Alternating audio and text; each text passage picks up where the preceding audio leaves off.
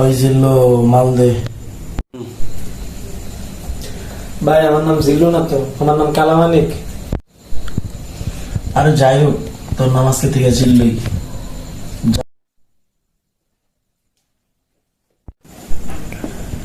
ভাই এই যে নেন মালটা। মালদে এসে জিল্লো।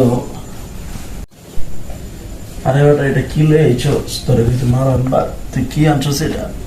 পাল্টালে বেটা। ভাই আপনি একটু বহেন, আমি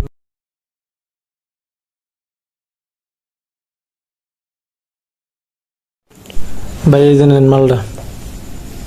আরে এটাই তো মালটা রে, সবসময় চিন্তানবি, ঠিক আছে?